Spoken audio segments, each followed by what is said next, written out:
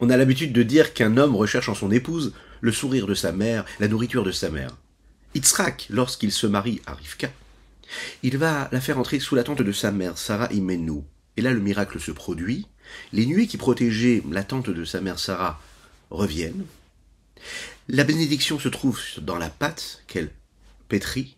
Et puis, la bougie de Shabbat qu'elle allumait, restait allumée de Shabbat en Shabbat comme sa mère Sarah Imenu. Et là, il comprend. Il a fait le bon choix. Le rabbi de Lubavitch de nous dire, cette lumière-là, Rivka l'allumait depuis qu'elle était toute petite, depuis l'âge de 3 ans. C'est la raison pour laquelle il faut le faire. Toutes les femmes, toutes les jeunes filles, toutes les petites filles dès l'âge de 3 ans doivent allumer les bougies de Shabbat. Pourquoi? Particulièrement, nous dit-il le rabbi, à notre époque où l'obscurité est opaque.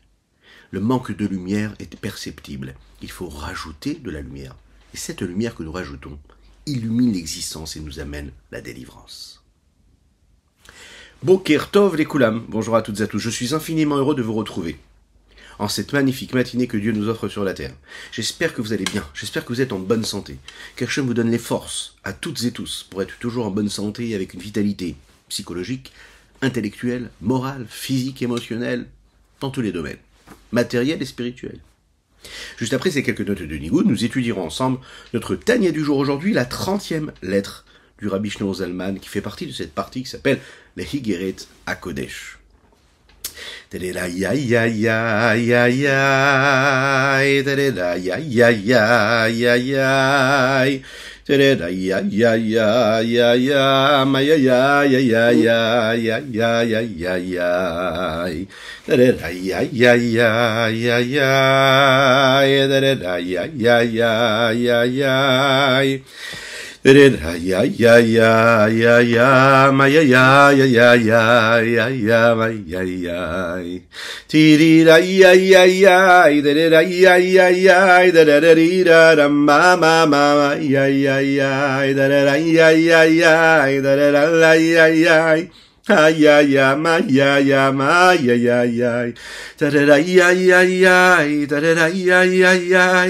Ay ay am ay ay am ay ay ay ay da da da la ay ay da da da la ay ay ay ay ay am ay ay am ay ay ay ay di di da ay ay ay ay ay ay da ay ay am ay ay ay da da da ay ay ay ay ay da di da da da da ay ay ay ay ay da da da ay ay ay ay ay ay ay da da da ay ay ma ya ya ma ya ya ya da da ay ay ay da da da ay ay ay da da da da ma ya ya ma ya ya ya ay da da da dam ay da da da da da la da da da da da da da ay da da ay ay da da da da da da da ay. Nous étudions aujourd'hui pour la réfoua chez les mains de Avram Nissim Ben Sultana, de Elia Yaakov Nissim Ben Yehoshua Ariela, de Shlomo Dre Ben Solika.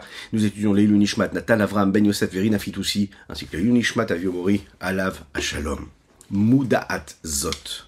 C'est une chose qui est connue, mais Shamour, Abotenu, Zichronan, Livracha. Ce que nos sages ont dit, Kol Haragil, Lavo, le Bet Knesset, Viom Echad, Noba, Kadosh Baruch Hu, Shoel Alav. Celui qui a l'habitude de venir à la synagogue, et un jour il vient pas à la synagogue. Eh bien Dieu demande, où es-tu? Pourquoi n'es-tu pas venu? Akadosh Baruch Hu ressent sa venue. Faut savoir ça. Il sent quand on est là. Il nous attend.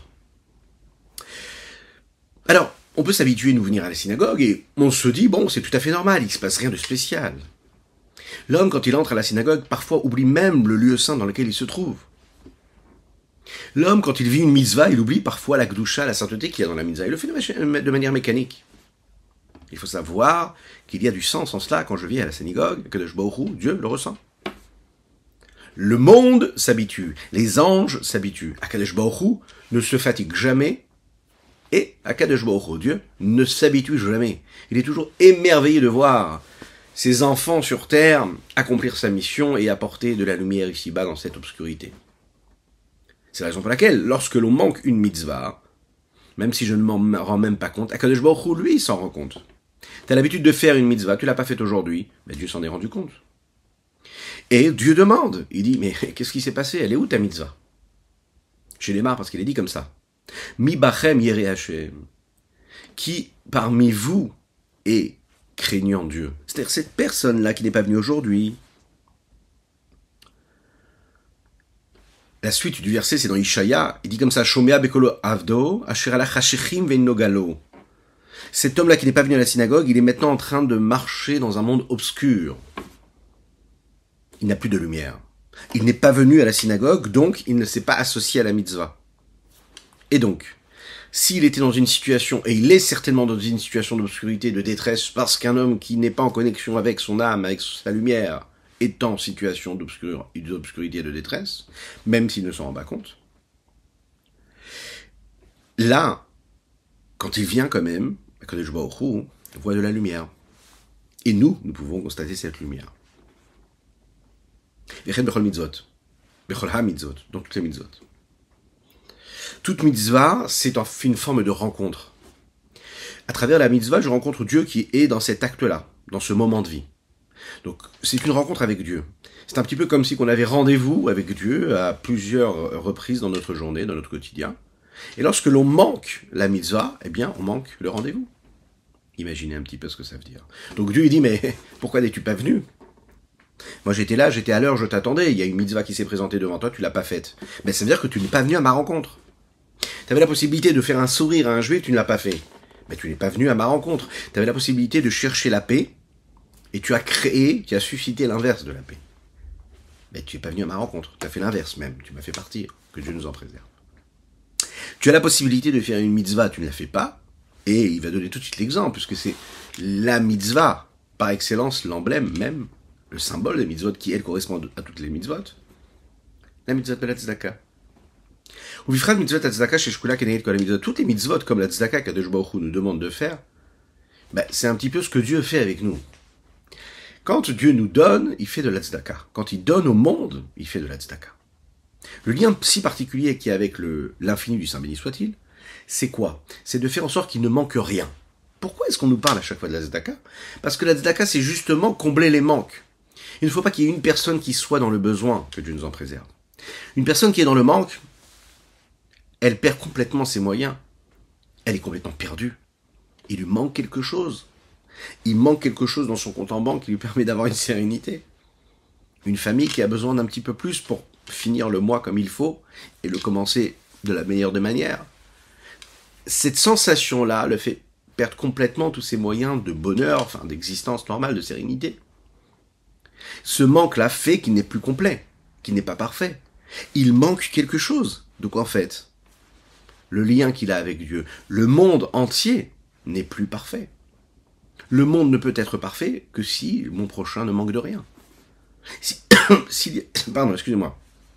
Si mon prochain manque de quelque chose, c'est qu'il y a un manque de complément, il y a un manque de complémentarité, il y a un manque de perfection. Alors vous allez me dire, mais de quoi vous parlez? Oui, tout à fait. Oui, c'est même pas une question. Oui, en effet, il y en a qui manquent de quelque chose. Mais ça ne veut pas dire que, puisque c'est un constat qu'on doit vivre avec, on s'habitue à vivre avec ça. Hein? On s'habitue à vivre avec ça, et puis, bon, on trouve ça normal. Ben non, c'est pas normal. Si j'ai un frère juif qui a besoin de quelque chose, qui est dans le manque de quelque chose, je dois ouvrir mes yeux pour le ressentir. Quand Akadosh Baruch Hu donne à l'homme, donne au monde, il le donne de manière infinie, et pour lui la perfection, c'est que le monde ne soit pas en manque de quelque chose. Donc en fait, c'est ce que nous appelons une matnat chinam. C'est de la tzedaka, c'est un don gratuit. On se lève le matin, Baruch Hashem, le minéral, le végétal est là, il est présent. Il y a du vent, un peu plus de pluie, un peu moins. Tout est donné gratuitement. On pourrait même dire qu'Akadosh Baruch Hu ne vient même pas avec nous en nous demandant des comptes. Il nous donne, il nous donne, il nous donne, sans arrêt. Qu'on ne le mérite ou pas, que l'être humain le mérite ou pas. Dans la partie des Likutei Amarim, première partie du Tanya, il est rapporté au nom du Talmud, Baba Batra, qu'il y ait une particularité dans la mitzvah de la tzedaka, parce qu'elle représente le but essentiel de toutes les mitzvot. Quel est le but essentiel de chaque mitzvah que nous sommes en train de faire? C'est de raffiner le monde. C'est de faire en sorte que tout ce qu'il y a de sainteté dans le monde, je l'élève. Donc il n'y a pas comme la mitzvah de la tzedaka pour faire cela. Un homme qui prend les étincelles divines et qui les élève. Pourquoi? Parce qu'en fait, l'homme qui est parti travailler, qui a gagné sa vie, qui prend cet argent-là et qui la donne à la tzedaka, il est en train d'élever tout ce qu'il a de plus matériel, que ce soit au niveau de son ego, ou que ce soit au niveau de sa fatigue physique, ce qu'il pouvait utiliser pour les besoins de son corps, de son âme animale, ses besoins physiques, ses plaisirs. Il prend cet argent-là et il la donne à la tzedaka. Il est en train de montrer qu'il est en train de donner son âme. Donc en fait, ce que nous permettons de monter grâce à la mitzvah de la tzedaka, c'est extraordinairement particulier. En fait, monte avec la tzedaka vers Dieu, toutes les parties, tous les moments de vie, toutes les énergies, toutes les réflexions, toutes les émotions, tout ce que l'homme a investi pour aller travailler et gagner sa vie, et qui prend cet argent-là, il l'amène à tzedaka, il y a tout ça qui s'élève. Il y a tout ça qui se sanctifie. Agam Shimblin Neder Chas V'Shalom, c'est une halakha, que tout celui qui fait quelque chose une fois ou plusieurs fois, ça devient en fait comme ce que nous appelons un neder, un vœu. Tu t'es habitué à donner de la tzedaka à une personne, fais très attention de ne pas t'arrêter d'un coup, et fais très attention dans ta tête de dire Beni Neder. Pourquoi? Parce que si tu l'as fait souvent, eh bien ça peut être considéré comme un vœu, une promesse. Et vous savez très bien que dans la Torah, c'est interdit de faire une promesse et de ne pas la respecter, de ne pas l'honorer. Afal Pichen, alors dans les mots, Bifrat, mitzvot tzedaka sheshkol hakeneged kol hamitzvot hagam shibli neder chas v'shalom, Afal Pichen kol hachayil hashanaga yirat Hashem belibam. Il est dit comme ça dans le Tanakh, Shmuel. Il est dit, le Admor Zaken, il parle en fait à ses chassidim, à ses soldats, parce que les chassidim, ce sont des soldats du rabbi, pour accomplir sa volonté. C'est pas qu'ils sont des êtres particuliers, les chassidim. C'est juste en fait que ce mouvement-là, c'est de se dire que j'accepte ce que comme le chef des armées me demande, le général me demande, je fais. C'est la raison pour laquelle on peut trouver comme ça chez les chassidim une façon de faire qu'on ne va pas trouver chez d'autres juifs, qui eux ne sont pas considérés comme des chassidim parce que pour l'instant ils ne le sont pas. Parce qu'il y a une mission. On est sur le front, le général nous demande de faire quelque chose, alors on y va, on fait. On ne réfléchit pas. Toujours, on le fait parce qu'il nous l'a demandé, parce que lui il sait ce que nous devons faire pour gagner ce petit combat qui nous permettra ensuite de gagner la guerre du bien contre le mal. Ça paraît comme ça, grandiloquent, mais c'est un peu le but en fait. Chayil. Asher naga irat Hashem belibam, où la crainte de Dieu les a touchés. Lo ya'ata, les nafshama elokit. Ça n'est pas beau, ça n'est pas bon, ça n'est pas apte et convenable pour leur âme divine, la tête migraot bakodesh, de donner moins que ce qui est possible de donner. C'est-à-dire, de retirer quelque chose qu'on pourrait donner à Dieu. Ma chère, gvar urgelou mideshana d'afrish meodam, étant donné qu'ils ont pris l'habitude de donner de mehodam, et mehodam, c'est de leur argent, comme il le dit comme ça dans la Mishnah, dans le traité de Brachot, ou bechol meodecha, nous disons tous les jours dans le Shema Israël, bechol nafshecha, ou bechol meodecha, tu dois aimer Dieu de tout ton âme et de tout meodecha, tout ce qu'il y a de plus en toi, de tous tes moyens. Et là-bas le texte dit, c'est bechol memonecha, de tout ton argent. Ça veut dire que concrètement, comment est-ce que tu peux aimer Dieu? Parce que tu prends ton argent et tu le donnes.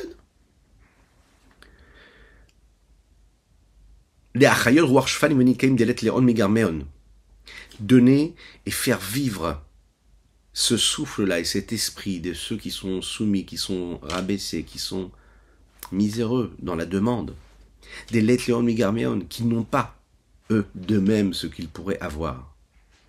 La seule chose qu'ils ont, c'est ce qu'on leur donne. Ils n'ont pas de quoi payer ce qu'on leur donne, que ce soit spirituellement ou même matériellement. C'est la raison pour laquelle la tzedaka est appelée un don gratuit. Quelque chose qui est très profond. Et ça ressemble à ce que Dieu fait, parce que tout ce qu'il donne, il le donne de manière gratuite, sans aucun retour. C'est appelé, ici, la vertu de Malchut. On va comprendre pourquoi est-ce qu'il en parle, le Admor Zaken, qui, elle, représente en temps d'exil la royauté de David. Bechinat Soukat David Anofelet, comme il est dit dans Amos, dans le Tanakh, dans la Bible. Soukat David, la Souka de David, c'est ce que nous appelons dans les textes la Malchut. À l'époque, la royauté de David, à son époque, c'est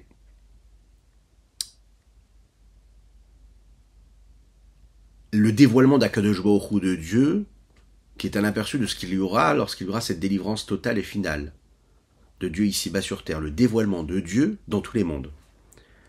La soukha, elle, c'est celle qui recouvre, comme cette couronne, qui entoure toute l'existence. Dans cet exil-là, dans cette période d'exil dans laquelle nous vivons, cette couronne de la Malchut est malheureusement tombée dans l'écorce de l'exil. Dans l'exil. L'écorce, c'est-à-dire la clipa, tout ce qui entoure la véritable sainteté qui peut s'y trouver. C'est, de manière globale, ce qu'on pourrait dire le sens de l'exil. C'est-à-dire que les étincelles divines de la sainteté sont descendues. C'est l'obscurité, c'est la destruction, c'est le voile du divin qui permet à l'existence d'être ce qu'elle est, c'est-à-dire de vivre. Mais tellement voilée, tellement obscure, tellement cachée qu'on ne voit même plus cette énergie, on voit ce qui est bloqué, ce qui est fermé, ce qui est voilé, oui, voilà, savoir l'élément physique, sans percevoir l'étincelle divine qui s'y trouve. À notre époque, l'essentiel de notre investissement, de notre service de Dieu, de notre travail, dans cet exil-là, c'est la vodat tzedaka. C'est de donner la tzedaka. D'éclairer cette obscurité-là et cette exorce, même quand on n'est même pas capable de voir et de percevoir et de déceler la sainteté et l'étincelle divine qui s'y trouve. Même si on reçoit rien, on n'a pas l'impression de voir de la lumière. Tu as donné une pièce, tu as fait un virement, tu as donné quelque chose, tu as aidé, tu as soutenu, tu ne sais pas exactement ce que tu as produit, tu ne vois pas la lumière tout de suite. Tu es rentré par exemple en concentration, tu as étudié un magnifique texte de Torah, tu sens que tu t'es élevé. Tu as fait une très belle tefila, tu t'es concentré, tu sens que tu t'es élevé, tu t'es rapproché de Dieu. Tu as fait cette mitzvah-là, tu as fait un beau repas de Shabbat, tu sens qu'il s'est passé quelque chose de spirituel. Voilà que tu mets ta main dans ta poche ou tu vas sur internet et tu fais un virement, là tu dis, elle est où la lumière? Ok, j'ai soutenu une œuvre, j'ai soutenu des belles actions, j'ai soutenu un pauvre, une famille. Elle est où la lumière de la sainteté? Je pourrais dire, oui, c'est de la bienveillance. J'ai dit une personne qui n'avait pas de quoi manger, que Dieu nous en préserve. Pas de données. La situation. Alors, je la vois pas. Je vois une lumière qui est pas une lumière divine, je pourrais dire, c'est une lumière de bienveillance. Elle est où la lumière de la sainteté? Eh bien justement, c'est cela. Je ne reçois rien en retour a priori, mais je suis en train de dévoiler les étincelles divines qui s'y trouvent. Les comme même ou les remèmes roulés. D'élever, de ramener, de soulever ces étincelles divines de la Gdusha qui sont tombées dans ce monde. Les Meve Echad Be'echad, il y aura par cet acte-là, une union entre cette unicité et une autre unicité. Quelle unicité, puisque l'unicité est unique? Il y aura le dévoilement de l'unicité qui se trouve ici-bas, entre un juif et un autre juif, c'est-à-dire l'unicité qui se trouve dans chacun. À ce moment-là, il y a une union de ces unicités-là, de chacun, et là, tout devient de la sainteté. C'est la sainteté qui s'exprime. Je n'ai peut-être pas la possibilité de le voir, mais c'est ce qui se passe. Ce qui est extraordinaire dans cette lettre, on peut le voir, et si on avait plus de temps, on aurait détaillé, on peut voir comment chaque mot quasiment, chaque phrase qui est rappelée ici, comme souvent dans le Tanya d'ailleurs, c'est des références qui viennent du Tanar, qui viennent de la Kabbalah, du Zohar, etc., et qui sont comme ça des concepts à eux-mêmes, chaque phrase un concept, une idée, et Ve'akol lefi rof hamas et roulé, comme par exemple ici, encore une fois un concept. Tout dépend de la la multiplicité qu'il peut y avoir dans cette action-là. On en a parlé, dans la lettre 21, que l'investissement, l'effort que nous produisons, quand on met la tzedaka, elle est mesurée non pas dans la quantité de ce que nous donnons, mais à travers le nombre de fois où nous donnons. Il est préférable de donner plusieurs petites sommes à plusieurs personnes différentes que de donner une grande somme en une seule fois. Donc, ce qui nous intéresse ici, c'est pas seulement le montant, mais la forme avec laquelle nous le faisons. C'est-à-dire qu'une personne qui s'habitue plusieurs fois dans la journée à donner à plusieurs personnes, eh bien à chaque fois, en fait, elle est en train de raffiner son âme. Hein, on connaît ça, on peut aller parfois, on va dans des quartiers, on va par exemple en Eretz Israël, ou ou ça peut arriver aussi également au Canada, hein, aux États-Unis, ça peut arriver en France, partout. On va se retrouver dans une situation où il y a une personne qui vient, qui tend la main, qui nous demande, une autre personne, ou bien on est chez soi à la maison, et puis sur notre téléphone, on reçoit une demande de dons pour aider une famille qui n'a pas de quoi payer son loyer, une demande pour aider une institution, aider une synagogue qui se développe, aider un mikvé, etc., etc. Et en fait, ça ne s'arrête pas. Et on dit, mais qu'est-ce que ça veut dire? Je suis submergé, où est-ce qu'ils ont eu mon numéro de téléphone? Ben, c'est ça le plus grand travail en réalité. C'est ça le plus grand travail. C'est pas un hasard si maintenant, de nos jours, et la Chassidoute nous le dit, le Rabbi le disait, que le travail de la tzedaka, c'est vraiment ce travail-là qui correspond à la fin de l'exil. Et c'est pas un hasard si ça devient très très facile de faire la tzedaka. En un clic, on nous l'envoie sur notre téléphone, on clique, et puis on peut y aller, on peut donner. C'est pas un hasard si ça devient plus facile. Parce que c'est le travail. Parce qu'avec le multiple de fois où on reçoit tout ça, on se dit, mais c'est pas possible. On peut pas, stop. Et là vient le Tanya et te dit, non, pas du tout. On ne te demande pas de donner à chaque fois des grosses sommes, donne ce que tu peux donner, mais donne-le à chaque fois. Parce qu'à chaque fois que tu vas faire cet acte-là pendant ta journée, tu vas le faire plusieurs fois, ou tu vas avoir quelqu'un qui passe et qui demande, à chaque fois, tu vas travailler un petit peu sur toi. Donc à chaque fois, tu vas raffiner un petit peu ton âme. C'est pas que tu as donné un gros don comme ça à une belle institution et puis il y aura ton nom comme ça sur le fronton. Tu as donné plusieurs fois, donc à chaque fois tu as travaillé ton âme. Tu es sorti de ton quotidien, que ce soit de la concentration que tu avais dans ton travail, dans ton étude de la Torah, peu importe ce que tu faisais, tu t'occupais de toi. Et là tu es sorti, et tu ressors encore une fois, et tu ressors encore une fois. Et vous savez qu'il existe comme ça, c'est dit dans les textes, des personnes à qui ça n'arrive pas. On vient pas leur demander, on tend pas la main. Hein? Vous êtes quelque part, et puis on voit que une personne qui est nécessiteuse, elle va tendre la main, elle va vers des personnes en particulier, mais elle va pas vers d'autres. Pourquoi? Parce que les personnes vers qui elle va, c'est les personnes qui ont besoin de faire ce travail-là. Et qui ont le mérite de faire ce travail-là. Donc soyez rassurés. Si vous avez été choisi, eh bien faites ce qu'il faut. C'est un mérite. Et plus on le fait, eh bien à chaque fois, on s'élève. Parce qu'il y a quelque chose de spirituel dans cela, dans l'acte, du don, du partage. Il y a parfois, par exemple, des personnes qui vont être tentées de donner, par exemple, à des gens qui sont extérieurs à leur vie. Des gens qui ne connaissent pas. Et des gens qui connaissent, ils ne vont pas donner. Ça leur paraît tout à fait normal d'aider une personne qui est éloignée d'eux, qui fait des belles actions, mais une personne qui est tout proche d'eux, dans leur famille parfois, même dans le petit cercle des voisins, ils vont pas penser à se dire je vais donner, mais ils vont donner à plein d'autres institutions. Il faut se rappeler que Ani Hakodmim, chaque fois que tu donnes, tu dois te rappeler que les pauvres de ta ville, c'est un principe, passent avant les pauvres de la ville d'à côté. Et les pauvres de ta ville, c'est les pauvres qui sont proches de toi, ta propre famille. Alors oui, c'est très compliqué parce que quand on est très très proche, on connaît les personnes et puis on se pose des questions, on se dit oui mais dans ces cas-là, pourquoi est-ce qu'il ne va pas travailler? Et pourquoi est-ce qu'il a acheté cette voiture? Et pourquoi est-ce qu'il fait ci? Pourquoi est-ce qu'il fait ça? Donc on peut se poser la question de se dire oui, c'est plus facile de donner à une institution, à un rabbin, à une yeshiva, etc. On n'y voit pas ce qu'ils font avec, bon, ça paraît, ok, très bien.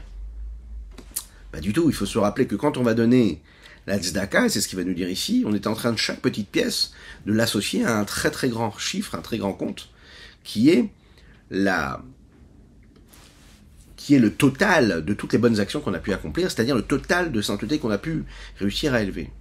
Maintenant, quand on va donner cette tzedaka à quelqu'un qui est proche de nous, si on rentre dans les calculs de pourquoi, du comment, du qui, quoi, qu'est-ce, on va pas donner.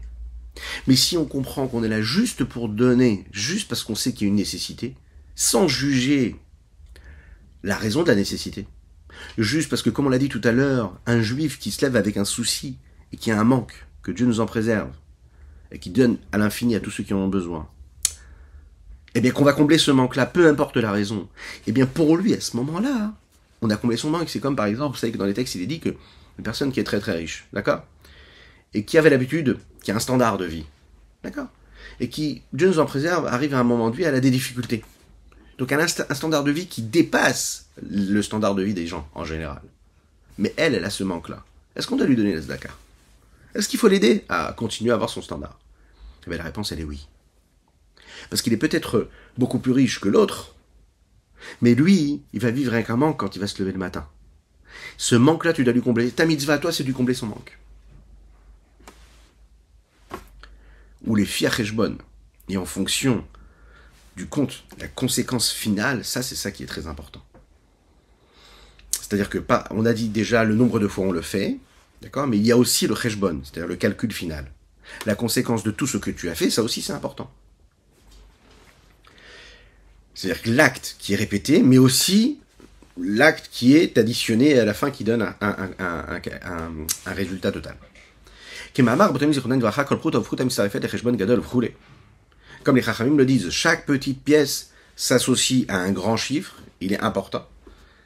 Et c'est quoi l'explication profonde de cela? C'est derrière comme les Chachamim le disent. Et Mataga de la Vaya, quand est-ce que Dieu est grand? Keshu Be'ir Elokenu, quand il est dans cette ville-là de Elokenu.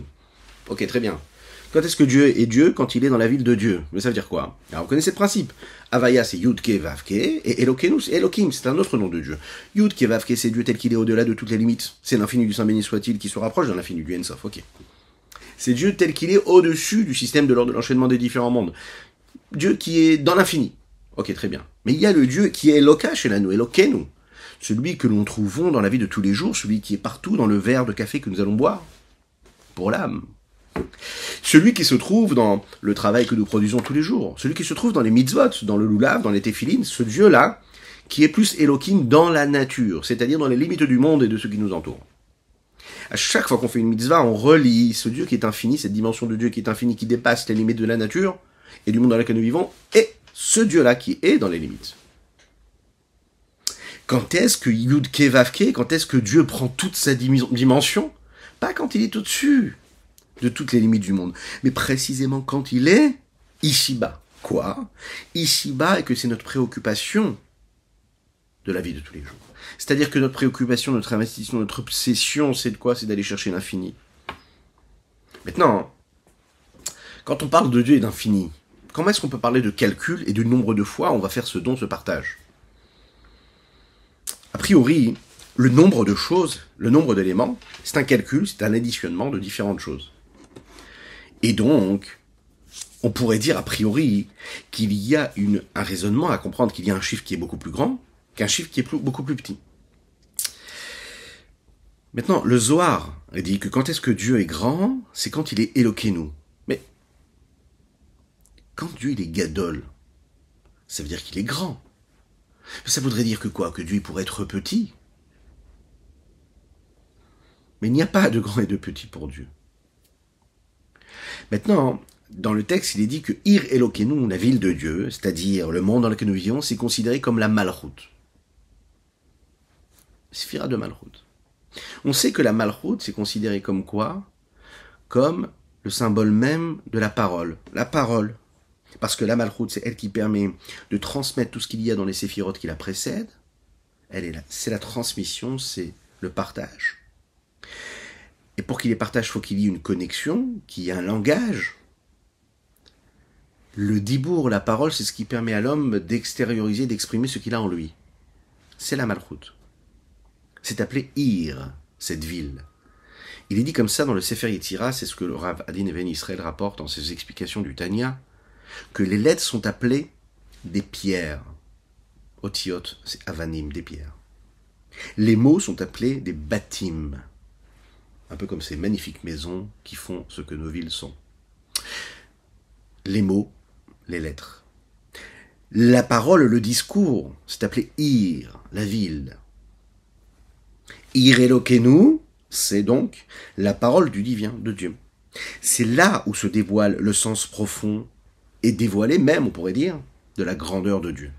C'est là-bas, dans les lettres, dans les mots, dans les multiples réceptacles et différents degrés, qu'il y a un sens au discours du divin et que là, Dieu prend toute sa dimension, ça veut dire qu'il devient Gadol, grand. Alors, quand on dit qu'il est grand, c'est pas par rapport à ce que Dieu est, mais c'est par rapport à ce que nous, ici-bas, nous pouvons ressentir, c'est-à-dire par rapport à l'endroit dans lequel il se trouve, c'est-à-dire la Malchut, c'est-à-dire la ville, c'est-à-dire la maison, c'est-à-dire les mots, la parole, les lettres, etc. Et lui, il prend toute sa dimension ici-bas. Il faut savoir que Ir Elokenu, cette Malchut du monde Atzilut, elle est appelée Bechinat Makom ou Mekom Acheshbon, elle est appelée le niveau de cette place-là qui est du calcul, du nombre. La Malchut et tout ce qui est influencé par la Malchut, tout ce qui vient d'elle, c'est-à-dire les lettres, les mondes des créatures, dans tous les niveaux. C'est un niveau, c'est un endroit, une place où la vitalité divine entre dans les réceptacles qui, eux, sont définis, qui sont limités, qui ont une particularité chacun, à tel point qu'on n'est même pas capable de voir l'infini et la divinité qu'il y a dedans, si ce n'est les étincelles qu'il y a dedans. Et là, c'est seulement parce qu'il y a un chiffre, un nombre, un calcul, des limites qu'on est capable de le percevoir. Maintenant, quand on prend toutes ces étincelles divines qu'il y a dans les différents mondes et qu'on les relie l'une à l'autre, alors là, on arrive à voir la dimension de l'infini qui s'y trouve. On voit Dieu. C'est la raison pour laquelle on appelle ça le Mekom Acheshbon, cette malroute. C'est l'endroit des calculs. Qu'est-ce que ça veut dire? C'est l'endroit de l'additionnement de toutes ces étincelles qui nous permettent de percevoir le dévoilement du divin. Comme il est dit par Shlomo HaMelech dans les Shir Hashirim, les yeux sont la sagesse. Enaich berechot becheshbon. La lumière de l'infini du Saint béni soit-il qui se dévoile à travers la sagesse descend et s'inclut vers la bénédiction. Qu'est-ce que c'est la bénédiction? C'est l'endroit où il y a ce chiffre, ce calcul, cet additionnement de toutes les étincelles divines, qui est la malroute.